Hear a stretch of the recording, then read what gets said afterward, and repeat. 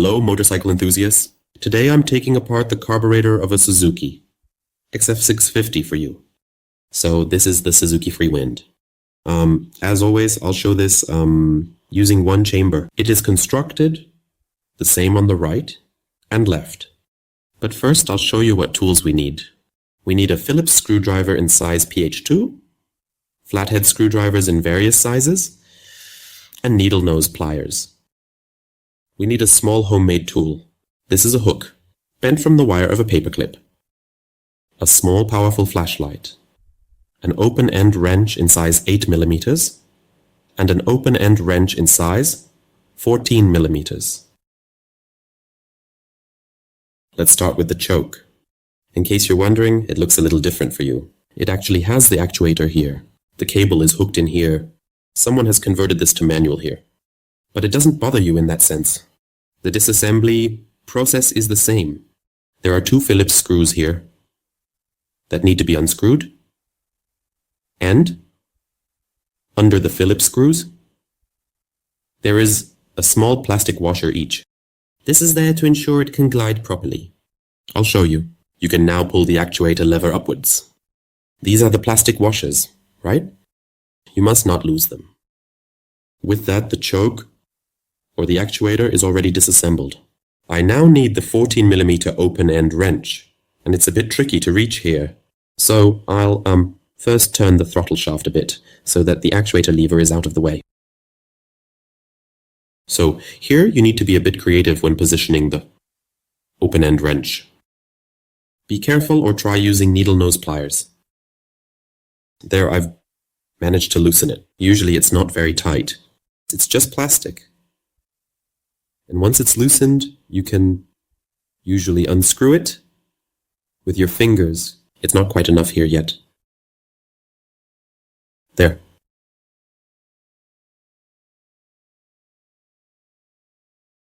So this needs to come out first. I'll do that now, and then we'll continue. So the fastening is off. Now the choke piston can be pulled out sideways. This is what it looks like. I'll set it aside now and continue right away. I'm starting with the upper side today because otherwise the carburetor stands too wobbly.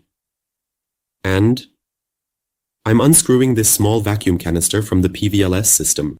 A small note, normally there are quite a lot of hoses installed here.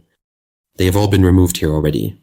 If you are removing the carburetor and the hoses are still attached, just take a few photos with your phone. And then you can later check exactly without having to puzzle over where each hose was connected. That works quite well, so the two small screws are loosened. I'm holding it with my finger here because I know there's a rather strong spring behind it. So the cover can be removed. And here we have the mentioned spring. Under the spring, a small metal plate. Under this metal plate, a small plastic washer. And beneath that, the diaphragm. So that's how it looks. And then we continue with the cover itself. To remove the vacuum cover, there are these two Phillips screws. What do I actually do if such a Phillips screw is messed up? So here we say messed up or botched.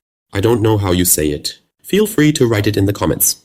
So if the head is damaged, I'll link a video above with a solution approach for this problem. Make sure the screw is clean. If there's dirt in there, even the best screwdriver won't sit properly. So these two screws need to be removed. The two covers are connected with a vent. If you want, and you have to access both sides anyway, you can of course unscrew both covers. Then you don't have to fiddle with this here. Otherwise, you can carefully remove the cover here, and then you need to pull it off from the side of this vent. So underneath here is the spring. And then we already have here, I'll just take this off, the slide with the diaphragm. You can check the diaphragm once you have the slide out. Is it still in good condition? Does it have any tears? I will now push this out upwards. If you want to disassemble the part load needle, which is attached here, you will need needle nose pliers. Yes. Inside here, you see, there is a small plastic element. You can grab it here and pull it out. It is locked with an O-ring that sits in a groove. There we have the ring. It sits down here in a groove and holds it firmly. And now you can simply remove the partial load needle from here. Let's continue with the float chamber. The float chamber is fastened here with 4 Phillips head screws. I have already loosened them. Now I'll unscrew them and then we can remove the cover. I just lifted the cover upwards. And now we can see into the float chamber. Here is the float with the float needle valve. I'll start with that now. This small Phillips head screw holds the small axle of the float. It usually sits quite firmly. So I hold the float a little with my fingers, unscrew it, and then you can lift the float directly upwards. The float needle valve is attached to the float on this small metal tab. That's essentially the needle. And here is the second part of the valve. This is it. This is the inlet part. It is secured with this small Phillips screw with the wide flange. The point is that it simply stays in its position and cannot move away from there. Oh, the small screw needs to be removed here. And then you can remove the float needle valve if you want to use it again. This still looks very, very fresh, but a new one will be put in here anyway. But if you want to use it again, please handle it like this and not with pliers. Otherwise, you might make a scratch that could potentially impair its function. With a little bit of movement and upward pull. That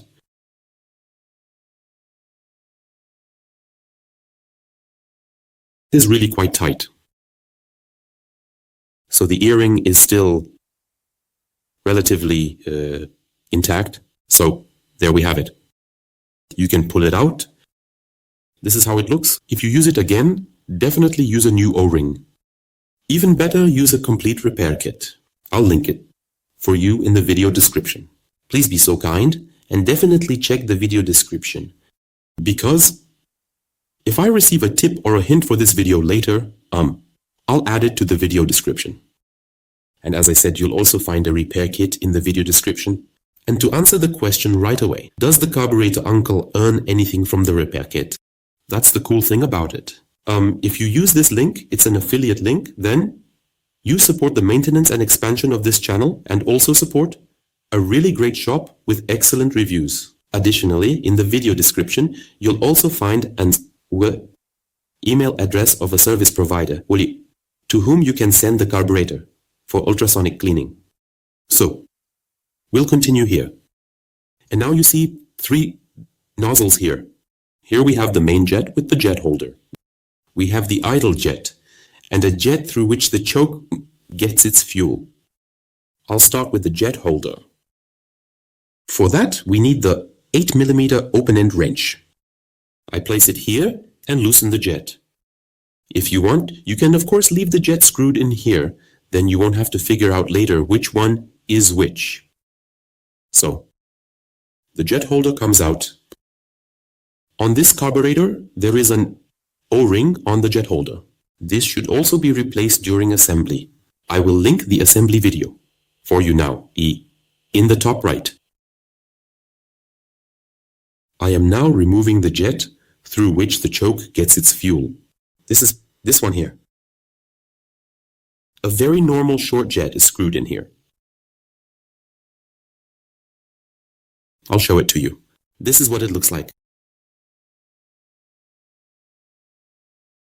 And the last jet here is the idle jet. It also has a small jet holder attached, so to speak. It is located on the side here. You can't mix it up because it only fits in this position. Okay, it wasn't quite out yet. So, this is this one.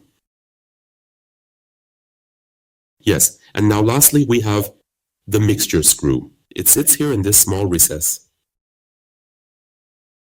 In there, you can count the number of turns it is screwed out. So screw it in and count how many turns it was out. I will write the basic settings in the video description for you, so you can check them when reassembling. It will also be included in the assembly video.